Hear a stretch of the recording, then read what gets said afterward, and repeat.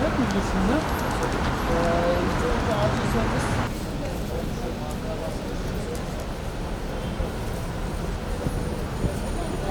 Bir röportaj alabilir miyim?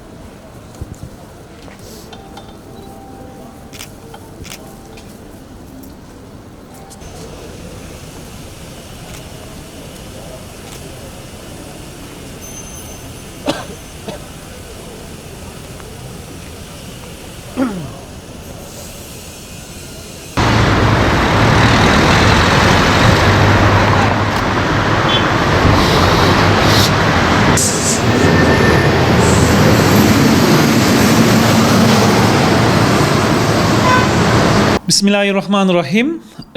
Ankara'mızın sorunları aslında saymakla bitmiyor. Ankara'yı artık liyakatsiz yönetim yaşanmaz bir hale getirdi. Biz buradan Sayın Mansur Yavaş'ın daha önceki yapmış olduğu açıklamalarla aslında konuya ışık tutmak istiyoruz.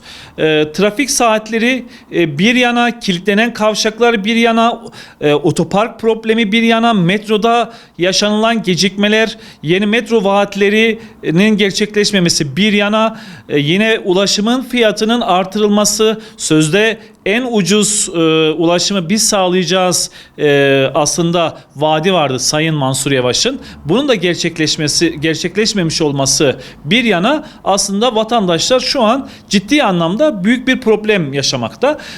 Trafik saatleri artık mesainin başlama bitiş saatlerinden öte aslında her saat aslında trafiğin yoğunlaştığı bir saate dönüştü. Birçok İstanbul yolu gibi, Konya, Mevlana Bulvarı gibi, Dikmen ve diğer arterlerde ciddi tıkanıklıklar var.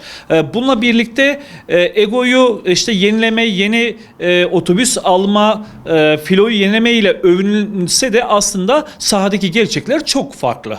Yani sahada dakikalarca bekleyen vatandaşlar, balık istifi yolculuk yapan vatandaşların artık sabrı taşmış durumda.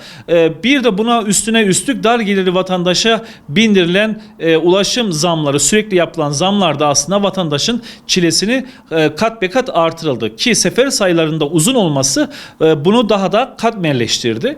Tabii yani sürekli metroya da bindiğinizde aslında bir algı yönetimiyle karşılaşıyorsunuz. Sürekli bir mazeret, belediyenin liyakatsizliğini aslında bir mazeretle kapatma çabasıyla karşılaşıyorsunuz ama sahadaki realite ve gerçeklik maalesef Ankara'nın artık bir dur kalk şehrine dönüşmüş olması ile açıklanabilir.